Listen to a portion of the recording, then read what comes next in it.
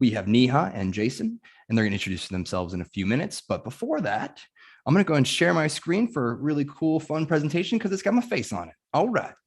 I'm Casey Randall. I'm a senior interaction designer at SiriusXM. Find me online. Those two links right there, predominantly LinkedIn.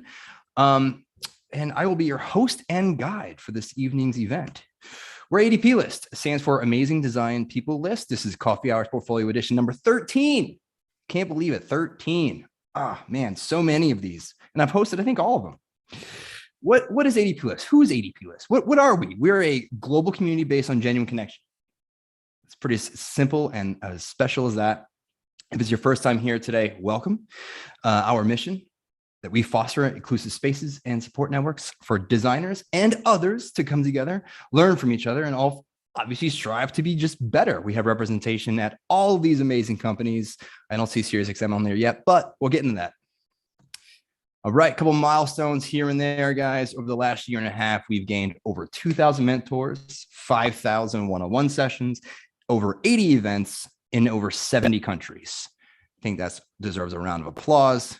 We're doing pretty well for only a year and a half old.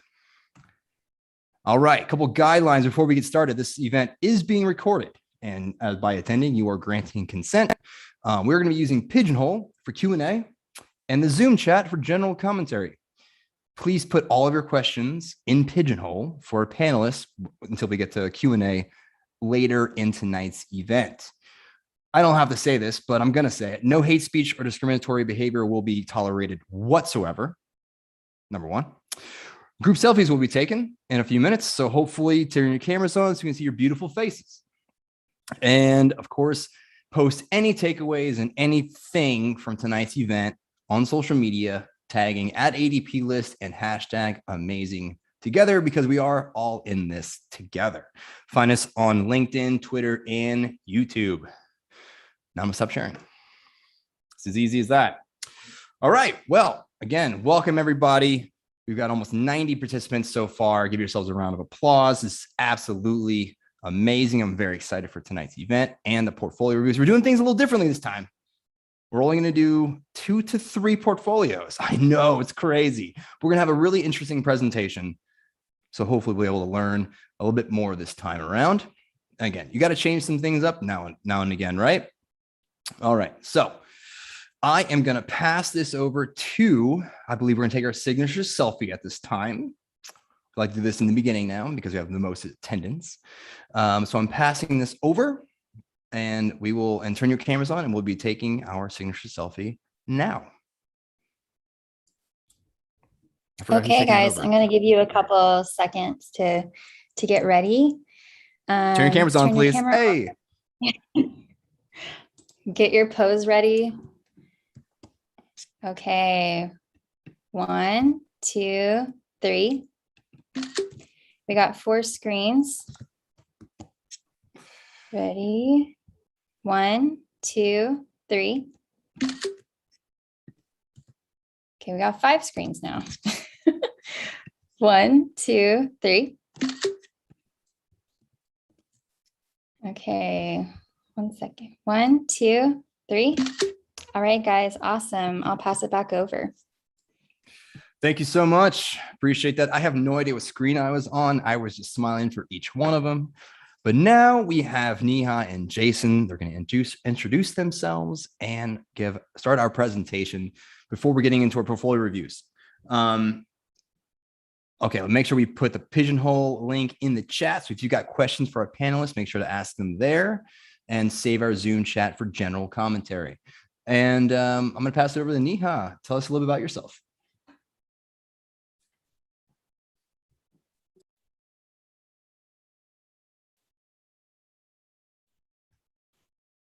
Oh, she might not be able to unmute herself. Thanks, Casey. All right. Hello, everyone. So I'm Neha, and I'm currently working as a senior visual designer with Frog. I've been in the industry for past 12 years. So I started as a junior graphic designer, did a lot of stuff within print, branding, strategy, then, finally shifted towards digital media. And yes, here I am today. And with that, I would pass it on to Jason. Thank you very much. Hi, guys. My name's Jason Carlin. I am a VP of design at a company called Kajabi.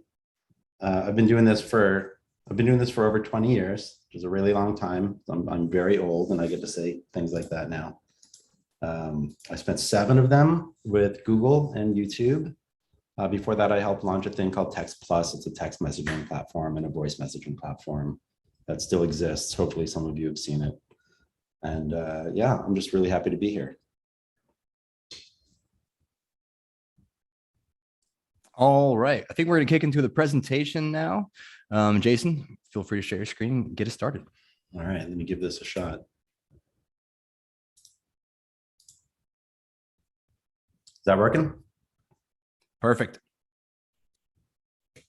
Okay, am I going to go first? Here we go. I guess I'm going first. So we were asked to put together some kind of baseline tips on how to create a strong portfolio and good case studies. I found myself putting together kind of a lot of tips, so I'm going to move pretty swiftly through them. Fortunately, none of them are reinventing the wheel, so I don't think it's going to trip us up too bad. So my first tip is your portfolio is a portfolio piece. You never get a second chance to make a good first impression. Everything that I think about you for the first 30 seconds to 30 minutes I know you're alive, I'm getting from your portfolio. Organize it thoughtfully. Keep it simple. If you're going to use something like Webflow, keep it simple. There's nothing wrong with using a Squarespace template. There's nothing wrong with coding it yourself and keeping it very basic. Think of your portfolio as a gallery and your case studies as the art. And just for crying out loud, put your best foot forward. I see so many over-designed and crazily written portfolios, I can't even tell you. It's great to have 10 or 12 case studies or 1,000. It's probably better to have 3 to 5, but have one that's amazing. Have one that's your favorite. Have one that covers pretty much every step in what you consider to be an ideal product design process. If there are steps that you didn't address, and realistically, there will be steps you didn't address, speak to them so that I know you know they exist. And it would have been nice had you been able to cover them and talk about what you would have done or how you got those learnings in some other manner, right? So make it easy to read. I see a lot of case studies that have great content and the work is clearly solid, but it took me a lot of work to get there. And I see a lot of case studies where maybe there was solid work, but I didn't bother reading it because it was too hard. So be thoughtful about how you organize your sections. Make it scannable. The first thing I'm going to do is scan up and down the page. It's the same as a resume. I want to be looking for headings that are clear, that indicate there are sections here that appear in a reasonable order, that contain information that's useful. So I always recommend just go crazy with your headings and start with an outline. So if you start with a bulleted list outline of what you think is a great case study and you can reverse engineer that into an actual case study in your portfolio, that's a great way to go about things. I recommend everybody start everything with an outline. If you've ever written fiction, if you've done creative writing, a great way to do that is start with an outline. If you have a presentation you need to give like this one, I started with an outline. Start with an outline. Also start at the end. Sometimes I see a case study that is done in strict chronological order. This is what I did first, second, and third. Really, I like to see up at the top, right around where you have context or a problem statement, show me that the work was successful. Provide some information about impact from a business point of view. Give me some sneak peeks and pretty pictures of where you ended up. You don't have to go real deep into this, but I think it's great to start at the end to some extent.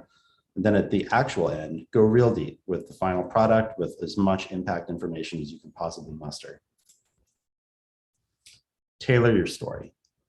So if there's a type of work you'd like to be doing more of in the future that you've only done some of in the past or maybe none, there's probably a way to tell your story in a fashion that makes it seem like you'd be great at that work in the future.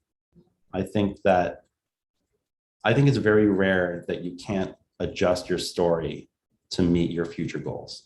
And it's not that easy. It's just something that you need to be thinking about as you're talking to your audience. I touched on this already.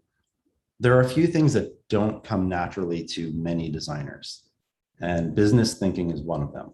We don't get taught that in a lot of instances. We don't self-teach that in a lot of instances. If you're a typical designer, especially a younger designer, and you've sort of been self-organizing throughout the years, you may not be thinking in these terms, but it's really vital that you speak in these terms in your professional site. So show me that you're capable of business thinking. Show me that you know that you work for a corporation. I'm a hiring manager, and many of these hiring managers run departments like I do. We get funded. Leadership and the board decide how much money we get and how much support we're going to get. So it's my job to demonstrate the impact that my team is contributing to the company's success. So make that easy for me.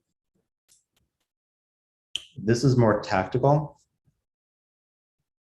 More often than not, or maybe not more often, but very often, when you are putting together a case study, it's because you're putting together a portfolio because you are looking for a job. It may be too late. You need to be creating your case studies as you perform the work. Make sure you've got all of the important assets and artifacts. If you're working in Figma, don't be shy about saving a local copy. It's your work. It's the most important part of the getting a new job process. And you will leave things on the table and forget to include things if you're doing it way after the project is wrapped up. So take some extra time and write your case study as you are performing the work. Seeing a pattern here, start with an outline. Tell a cogent story. Begin with your outline and reverse engineer that into a case study using all of the assets, artifacts, and story points that you've got. As it says here, I can't tell you how many case studies I see that are jumbled and disjointed. Don't be one of those. All right, I'm going to pass it over to Neha.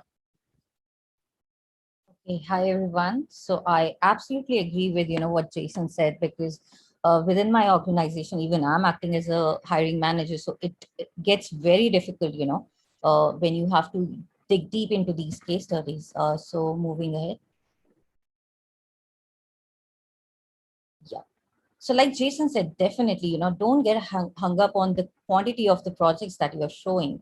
I would say if you are a fresher, probably, just 3 projects will also do. Try to show some variety in the kind of work that you are doing, and definitely, work on the quality. Whatever you are putting in there has to be done properly. It should have that context setting, it should talk. But again, when you are creating that case study, just don't add everything to that, right? Just try to segregate it like step by step, just call out the main process, the main subheadings, probably you did the discovery stage, just give a snapshot of it, and probably just don't talk too much about it, because see, at the end, nobody is going to, go through all the long text that you have put in there. So just be smart with the wordings and whatever you are trying to put in there. Over to the next slide.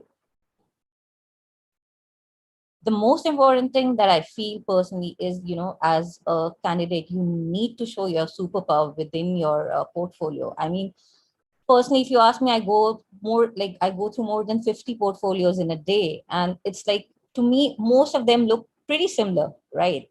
Because everybody's talking about the same design process, the same kind of work everybody's doing. What makes you different than others would be, if you call out your superpower, what are you good at? Because as a hiring manager, I think it's very important for me to understand that. Probably, yes, from your case studies, I would be able to figure it out. But then if it's out there, just for me to know what exactly are your superpowers, I think it would be great. Going on to the next slide. Personality. Yes, definitely. This is a very important factor that will make you, stand, apart from the other candidates. Because what I see is, again, like, or most of the portfolios, they look same because everybody's using probably the similar kind of templates, and to me, what matters is, again, I just want to know your personality, because your portfolio is representing you, right? So don't be afraid, in showing your personality through text, the way you are writing your copy. Probably have that about section and talk more about, your interest as a person. Talk more about your personality, because that also plays a very important role. because personally, when I'm hiring people, I really want to know, what kind of attitude you have. Are you willing to work, and are you comfortable working within like big teams? Are you comfortable in doing remote working these days? That's like a big thing that we would like to know. So I would say, yes, please do talk about your personality.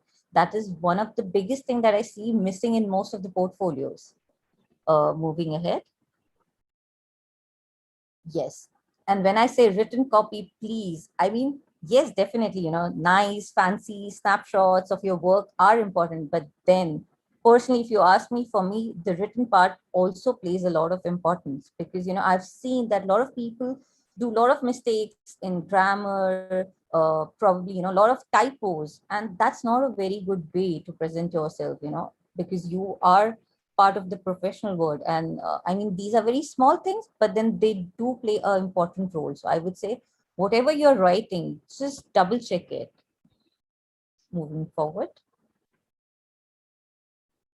Okay, this is something that, I usually listen, like people say that, I'm not a visual designer, I'm not good at visual design skills, but then you don't have to be, you don't have to have those strong visual skills. What you need to have that basic attention to detail. As a designer, I feel everybody should have that basic, level of hygiene check.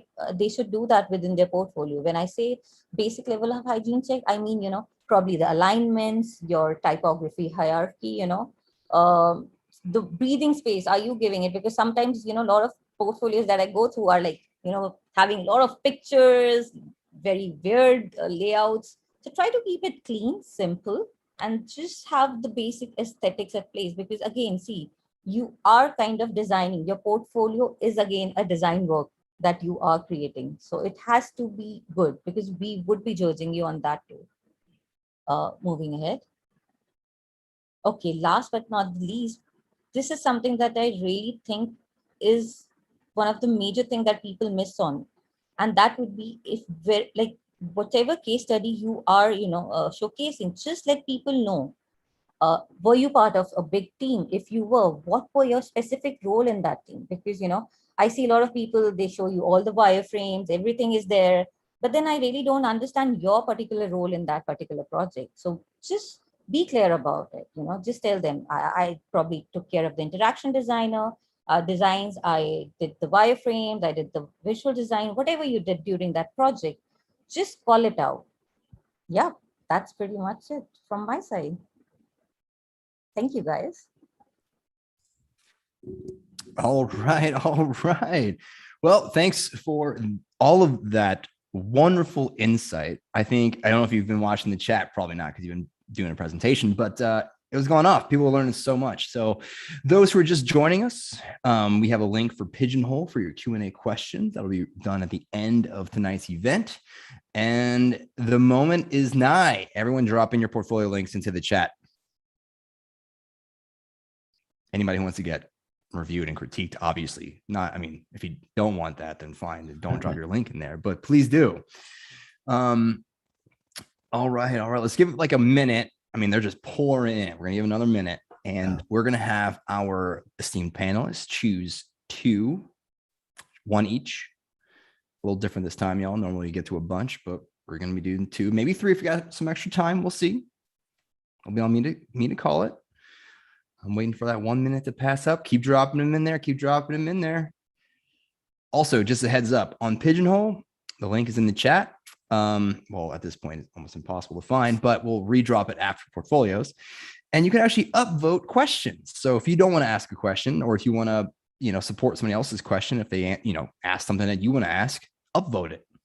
It's a really great way to, get that question in there. Okay, it's been a minute. We're going to go to Neha. You're going to lead our first portfolio review. Choose and choose wisely. Okay.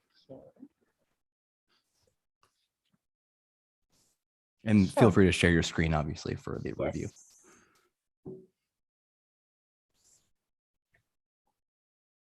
Okay, so we have Matthew here.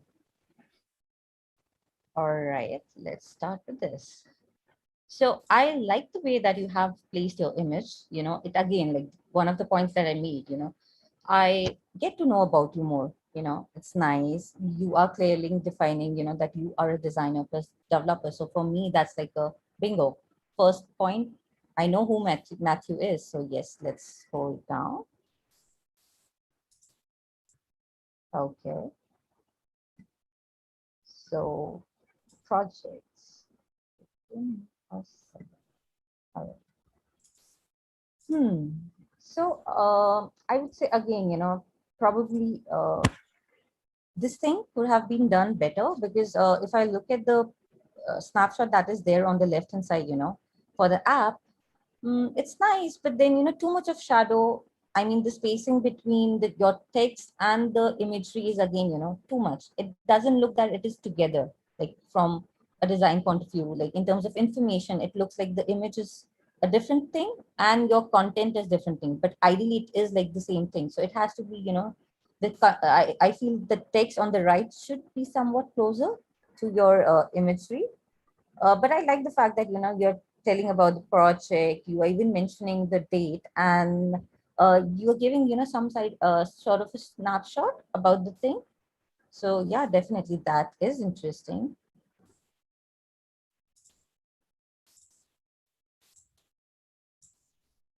Okay, so probably let's go into this one.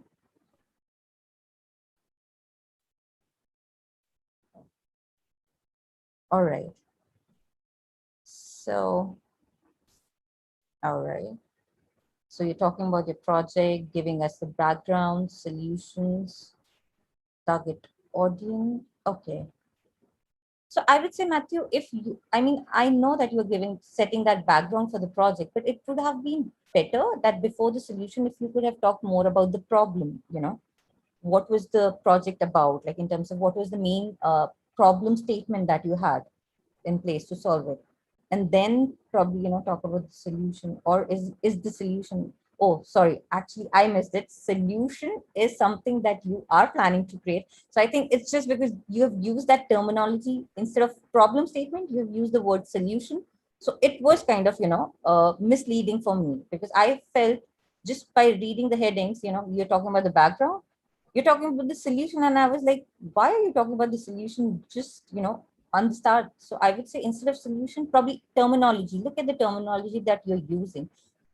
Try to be, use a very standard and a very easy terminology. Like don't go crazy with that, I would say. So probably instead of solution, if you say, problem statement, that is going to be like very, very to the point, and it will be easily understandable. Target audience, definitely. It would have been nice if you could have, placed some persona, a snapshot, just to make it more visual, because to be honest, as it's like based on psychology, nobody will be interested in reading so much. So it becomes interesting if you put some snapshots in between your project, case study, research, definitely. But yes, I would love to see again, if you could have shown a snapshot of your probably Miro board, or, some kind of a research document that I could have seen, would have been really nice. But I like the way, you have uh, categorized everything. Mobile photo. Okay. So, okay.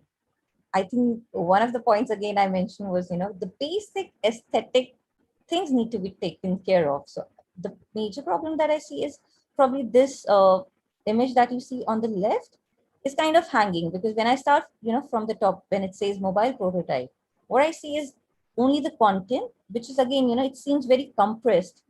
So until I scroll down to probably after one or two scrolls, then I see the image on the left. So I would say, try to be careful about this, because see, in terms of content, you have everything there. It's just, how you're going to place it together.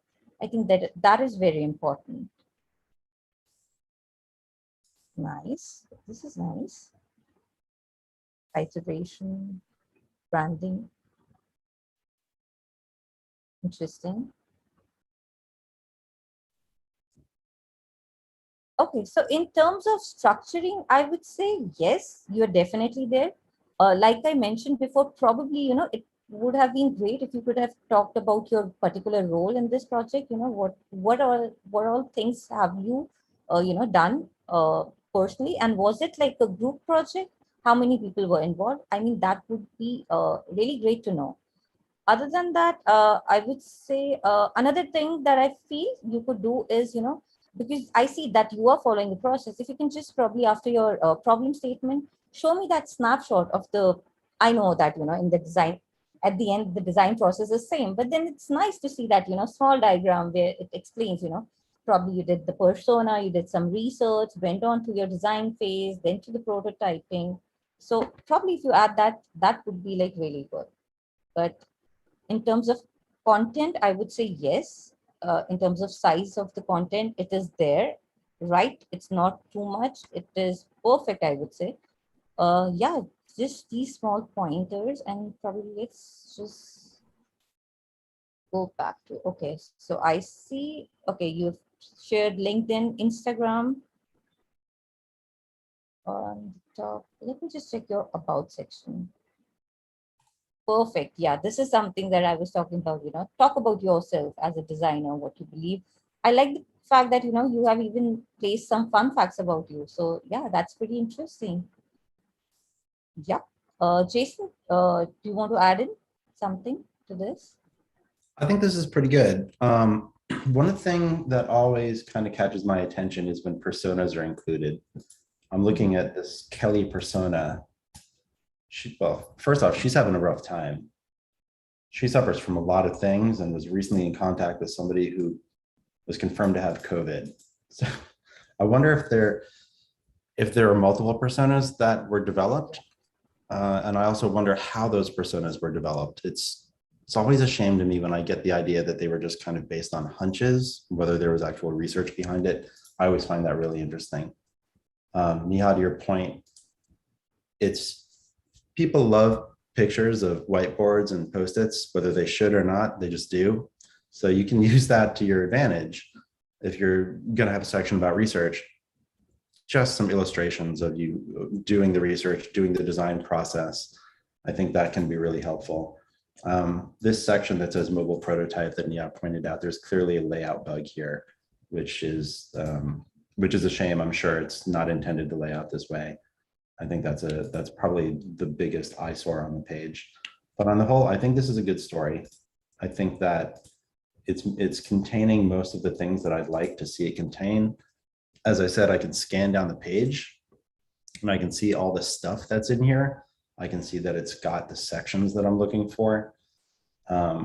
Everybody in every case study should have a section that's labeled impact or something like that. And I was happy to see that. So yeah, I mean, Neha, I agree with every point that you made. Yep. So Jason, I think you can go next. Was it my turn? Yes. Okay. I found one I think is pretty interesting. Let me get the screen sharing going.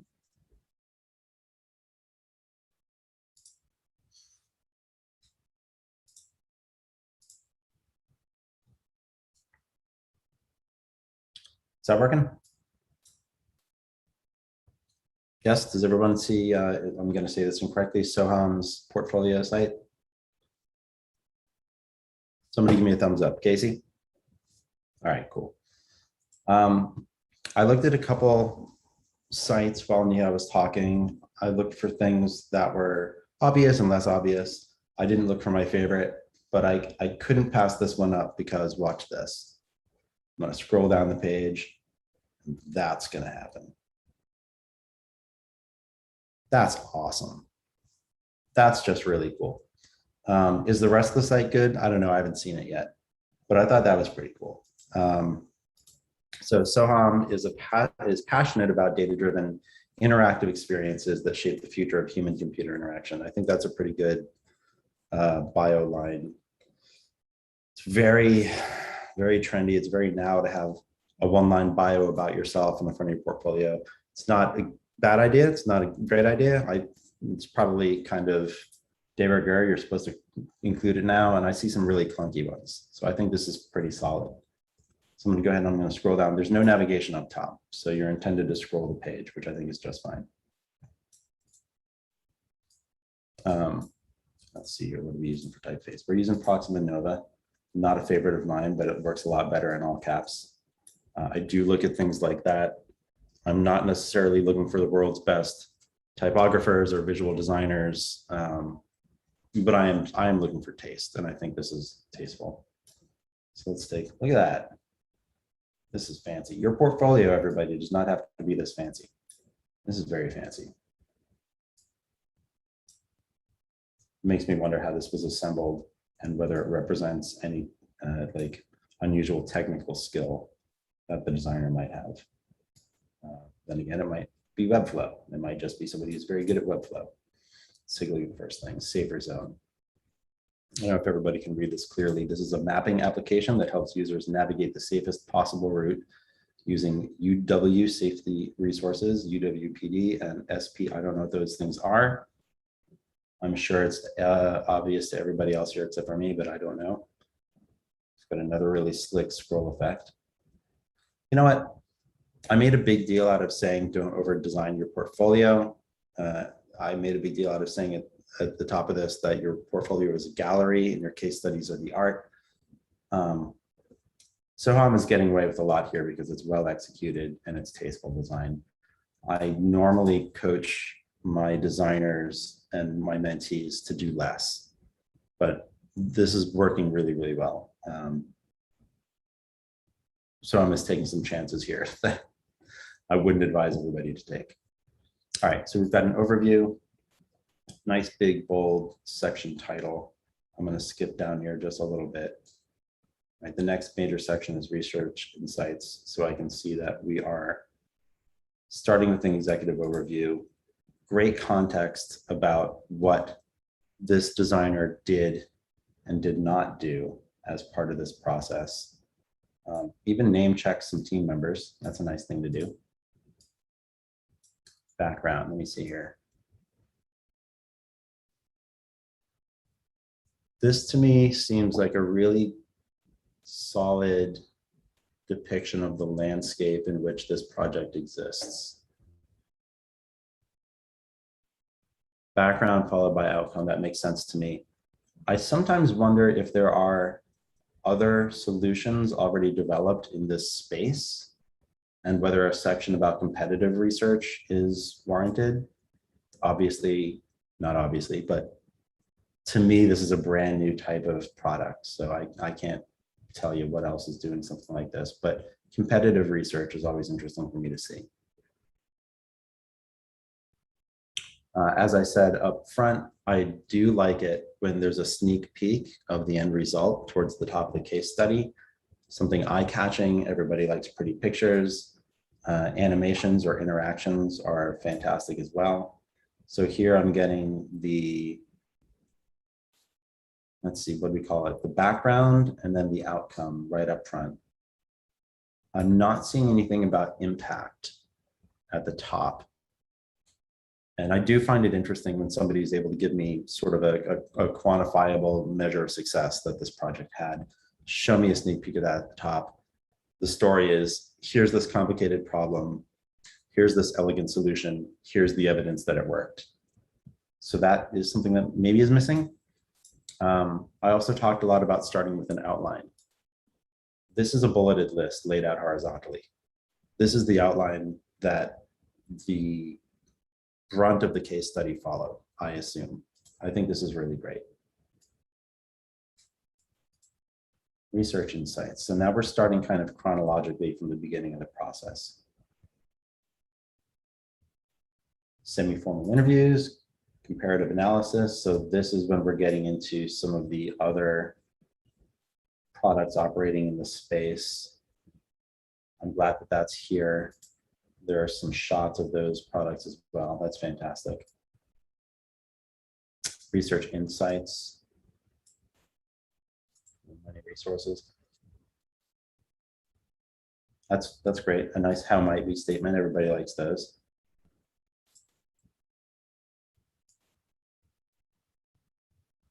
Yeah, so far I'm really impressed with this. I think that the layout is good.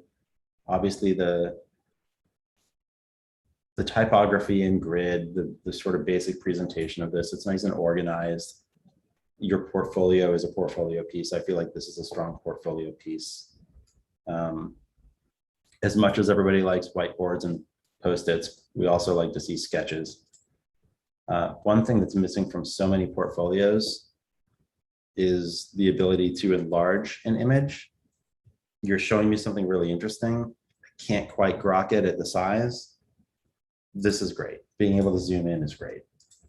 And actually, yeah, we've got some shuttles here, so we can go back and forth, which is nice too, although we missed this. So here's our Post-its and our whiteboards. I almost feel like I should create a site with just placeholder images of Post-its and whiteboards that you can inject into your portfolio wherever you want. I'd probably make a fortune. All right, here's a tiny diagram. Can I zoom in? I can. Does it make sense? Possibly. This is great. I had some members of my team recently put together some materials for a deck that we're presenting to the board in 2 weeks. And we have flows that are like this. What we did was, these are great implementation flows, but for presentation to an audience like the board, we actually added some color and shapes to it. We made it a little bit prettier. That's not something you need to do when you're handing off for implementation. That's something you might do for presentation to sort of spruce things up. That's something that we definitely did for the board. And I would consider for an environment like this, when you're trying to show stuff to a hiring manager who's got very little time to look at your stuff. Paper prototypes, user flows. This is great. This is screen to screen. I can't zoom these. I can't zoom that. That's not terrible. They're not tiny, but I can't say this enough. If you have something small, let me see it big as well. So this is right there on that line. This again is, this is competitive research or comparative research. I don't think it's labeled so much as such, but I know from above that Nightwalk and Night Ride are competitive applications. So I'd be careful to do that, or it could get confusing. I just happened to hone in on that earlier. Usability testing, you test it on an actual device. You're smart enough to get photos of that device in the hands of testers. I think that's fabulous. Problem effect solution. It's an effective way to tell your story. Visual design, tell me this gets big. Oh, see, there we go. There we go. I want to see this larger so badly, but I can't click it.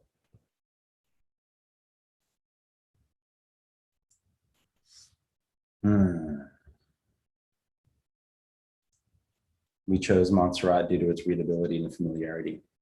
That's, yeah, you chose it because it's free. We all know that. We didn't want to strain our users' eyes. No, Montserrat's great. I'm just kidding. I use it in one of my things too. Final designs. Awesome. Awesome.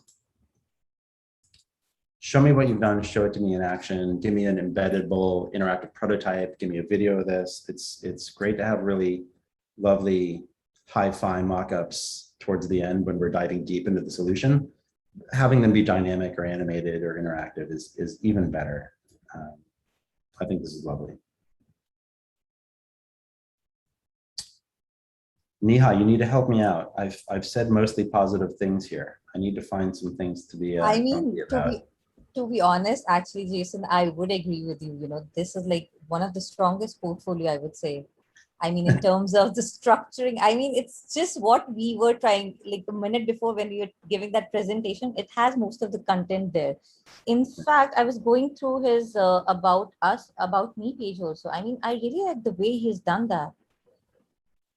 I mean, it talks about, you know, yeah, exactly. If you can just, so it tells me about him everything, you know, what are the softwares that he's using. I would say, you know, Soham, you have done a great job here. You know, you have been very clever with the content and everything. You have placed everything there. So for me as a hiring manager, I mean, everything that I need to know in terms of software that you're using, your hobbies, you know, some special skills. Like I was saying that, you know, you need to talk about your superpowers. So I think it's really nicely done. I would, yeah, I mean, I'm sorry, Jason, but then it's very difficult to find something that's missing in this portfolio, I would say. But I would agree to your point that, you know, some of the images, like the flows and everything, I would say, you don't have to like place 3 flows, just concentrate on one. but probably, the content that you are showing, especially in terms of screens, should be visible. The content within those screens should be visible so that we get an idea about it. So yeah. Look at this, it's got kind of an Apple TV as you hover. That's so useless and awesome. I love that. Yeah, all right, good work. If Well, I'm saying everything properly. So this is one of the stronger portfolios that I remember seeing. Well, that is a perfect segue, I think, into our next section. Since we've only got a few minutes, I think we just jump into Q&A, if that's okay with you too. I think we've got a lot of great questions so far. If you haven't already in the chat, everyone, there's gonna be a link for Pigeonhole. Somebody please drop that in there, please. And you can ask your questions or upvote other people's questions if they've already asked for it. And I'm gonna start reading some. Let's dive in. All right, first of all, number 1 has 13 votes, the highest one so far. And I'm gonna kick it off actually, because this is something that I personally teach. This is from JQ. Is it always good to create a slides version of a case study to present at an interview? What's the major difference between a case study on a portfolio website versus on slides? I'm a huge, huge fan of presentation decks. Give me 1-2 minutes and I'll send it over to you guys. You can argue with me, you can dismiss me, whatever.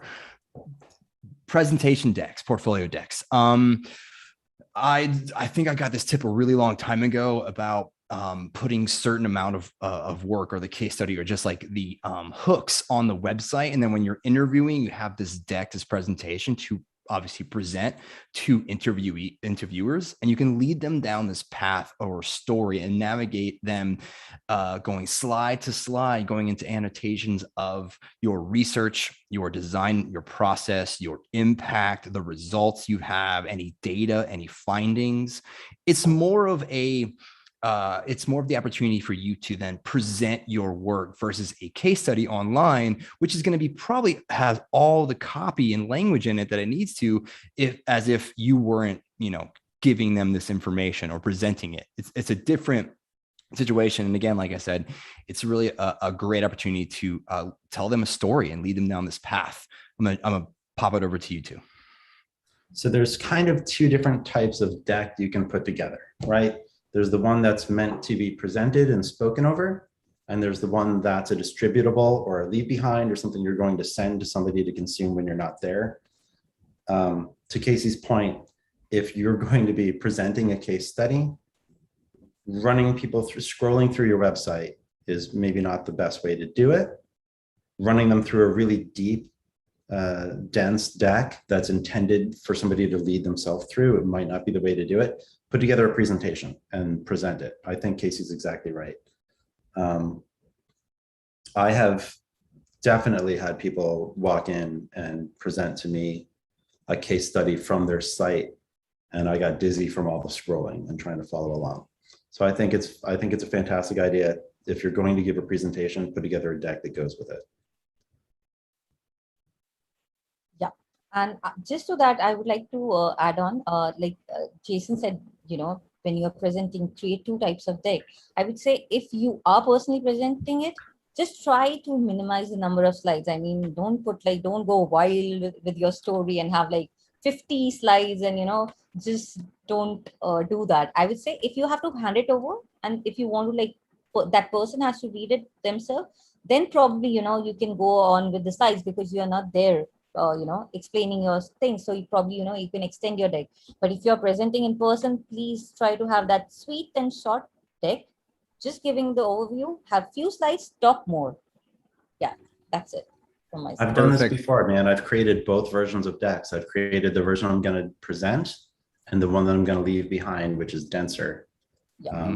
It's extra work, but it's an impressive thing to do. It's an impressive thing when people do that for me.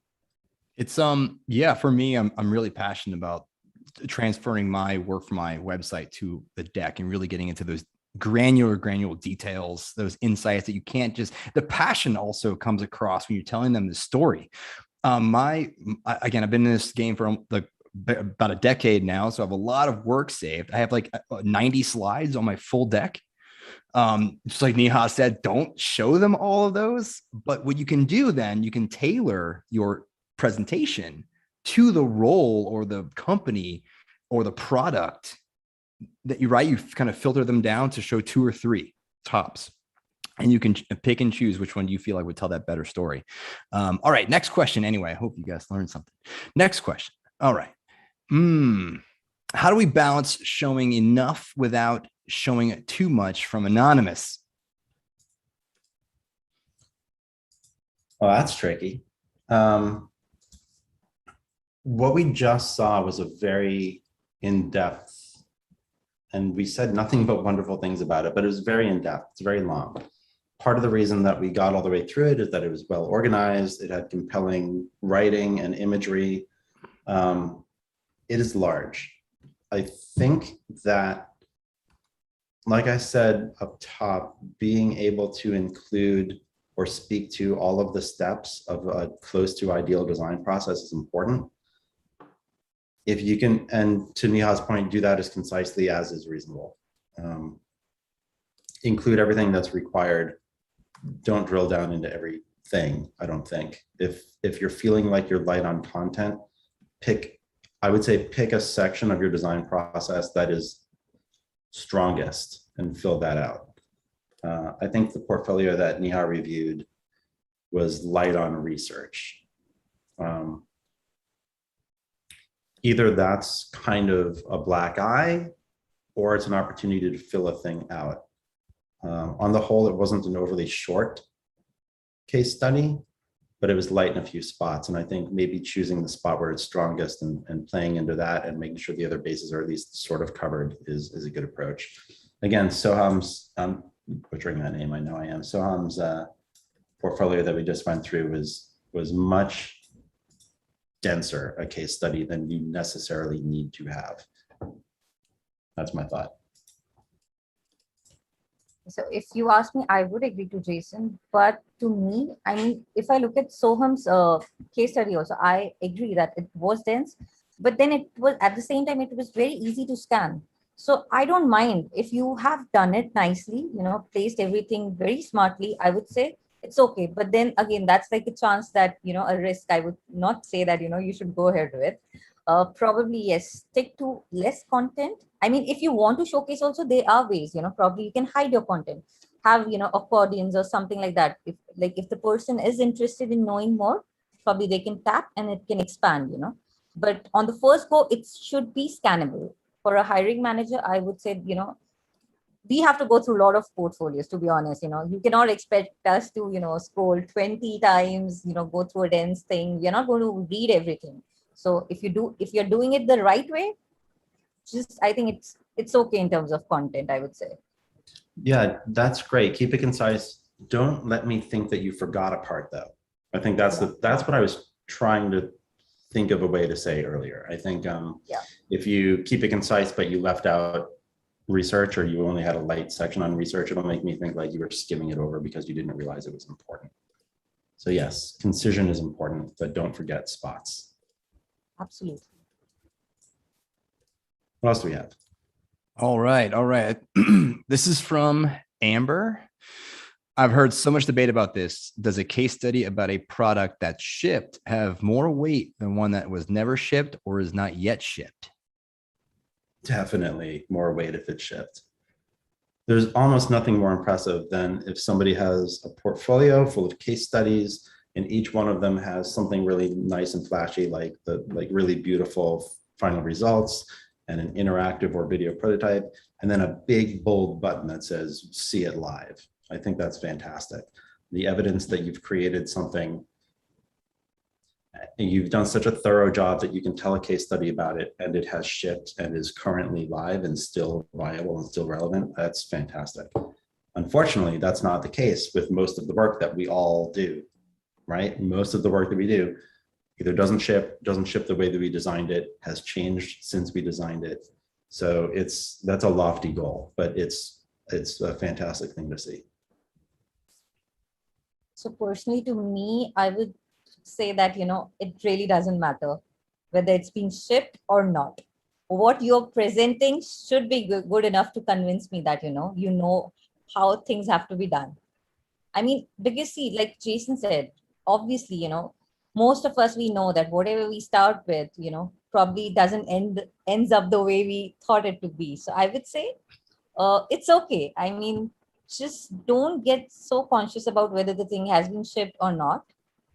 Present it in a good way, because at the end, your work speaks, your thinking, your process, that is what matters. Definitely, it's like a +1 if it's there live, but then it's okay. I mean, it's fine till the time your case study is good enough, and it's speaking and it's showing your work and things are correctly set out there. I think you should not worry. You can definitely tell a great story about a thing that's not live. I think it's just above and beyond if the thing happens to be live and showing your work. But that's it's a very brave thing to do, to have a link to a live site or app, which, the people who came after you could have done any damn fool thing to it and it wouldn't represent your work. And it's a double-edged sword, I guess. But yeah, you can tell a great story about a thing that didn't ship. I think it's particularly impressive if one or two of your case studies are currently live products. Absolutely. Absolutely. I have stories for all three of those examples. Things getting canceled, things shipping, and things just never seeing the light of day ever again. All right. Let's see what else we got here. All right. Let's see. From Anonymous, how do you elaborate well without hurting your credential as a designer on projects that flopped or were unsuccessful? Very similar to what we just actually talked on. I'll dive into another one. I feel like we kind of answered that.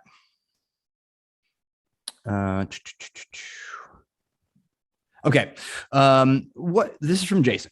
What is the one thing that, quote unquote, breaks a portfolio for you? Immediately, something that just is, you immediately close the window, you're out. Blurry images are a real pet peeve of mine. Your stuff doesn't look right on my screen. There's an attention to detail problem. It might be a picture of a beautiful thing, but if you can't get it together to get the right resolution and play, that's a huge pet peeve of mine.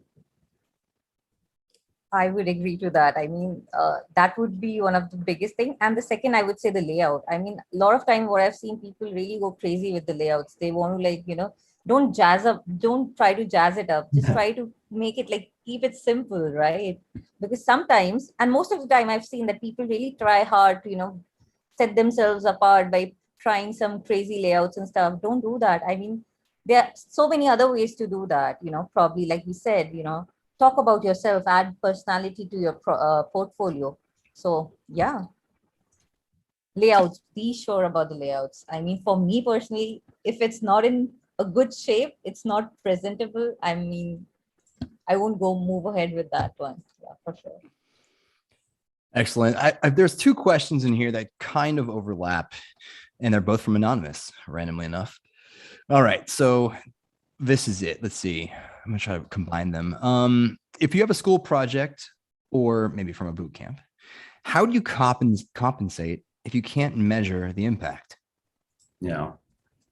I feel like this is specifically for like a lot of our, new and up and coming designers on this call. Well, this applies to a lot of design projects where, design is famously difficult to quantify in quality. If you're dealing with something that was speculative or hypothetical or a student project or never shipped or, God forbid, never tested, there's not going to be a big block at the top or bottom of your case study that shows all of your wonderful success metrics with a bunch of up arrows and green blocks. The only thing, and I don't have a great answer for this, the only advice I've ever given about this is speak to what you would predict or speak to what you would like to see. Tell me what metrics you would be tracking if this thing launched. Just show me that you have had that in your head as you're designing and that you would know how to evaluate it if you got to evaluate it. I have I have maybe more projects than I should that either didn't launch or were never tested before they did, or we just have poor metrics on. It's just really a matter of fessing up and saying, I don't have the metrics here that I want, but here's what I do want, and here's how I think it could play out. I think that's better than nothing. Absolutely. I would totally agree with that, Jason. Yeah, sometimes just tell us what you know and what you don't know and what you wish you knew. It's better than nothing. All right, well, perfect. Since we got a few more minutes left, maybe get one or two more questions in. Also, make sure to ask your questions on Pigeonhole. We'll send the link out in the chat. Here's from Anonymous. Guys, don't be afraid to put your names on here. All right. This is from Anonymous. Can things like UI kits, resources, and etc. improve a portfolio or just include projects? What if your project included a UI kit or design system? Are we asking if it goes the other way? Yeah, I mean, Sure. Take it and roll with it. What do you think? I don't know. I guess I never thought about that. If a UI is I'm sorry, I might have missed it. If it's reasonable for a UI kit to include a bit about its designer, is that the question? It's more like, can things like, I guess it's more about including UI kits and resources. Can that improve a portfolio or should you just include projects? There we go. Oh, I mean, my portfolio, such as it is, which I don't believe is live right now because I'm old and a VP and I don't do work anymore, included 2 UI kits, or I guess they were design systems, but let's face it, they're component libraries with documentation systems. So if you're creating a UI kit or a design system or component library, absolutely, why not? definitely. I would say, yeah, sorry, go ahead. Oh, last thought. It depends. Tailor your story. It depends on the work that you want to do in the future. If it's really a UI kit and less of a system, you don't want to be seen. If you don't want to be like seen as like a dribble kitty and just doing pixels, then maybe be cautious about including something like that. But if it complements the rest of your work, then yeah, no, absolutely. Yeah, I would like to just add on to that, like Jason said, definitely, because a lot of time, even I see a lot of people put their UI kits. And to me, if you ask me, I won't, tell you people to add your dribble links also, because see, that's not a very good way to go about it. For me, if you personally ask me, I feel whatever is there on dribble, it looks nice and fancy, but in terms of practicality, if you ask me, most of it is like not useful. And it's like very dreamy and attractive, but then we are not looking for it because we are working on the real products. So if you're doing it, if you have created some kind of a design system, definitely that is a very important thing that you can probably add, because then again, like Jason said, that you need to be sure like how you want to progress like with your career also. If you want to be seen as a visual designer, definitely it is a very important thing that you can probably showcase into your portfolio, because building a design system is something that everybody is not very good at. So if you are doing it nicely, definitely I would say that go ahead and uh, place it in portfolio, but then be sure it has to be really good. Again, don't think about the quantity, just be sure about the quality. If you think it's that good to put it there on the portfolio, then only go ahead with that. Yeah. If you want to be doing design systems work, how do you take your UI kit and frame it as a design system, or how do you expand it into a design system? I think that's totally valid. So many good insights from tonight. Thank you to our panelists for joining us. We're going to wrap it up. Give yourselves a round of applause, guys. You held in there. I appreciate it. Hope everybody learned something. Make sure to share any insights or takeaways on social media with @ADPList and #AmazingTogether. Make sure to follow us on LinkedIn, Twitter, and YouTube, I believe. And that's it. Everybody have a great night. Get out of here. Actually, hosts or panelists, you guys stay. We're going to debrief. But everybody else, get the hell out of here, right? Go have a great night or morning or day. Go ship a product. Go have fun. Take the day off. Take a mental health day. You earned it. Thanks, everybody. That was fun. Thanks. Yep. Thank you.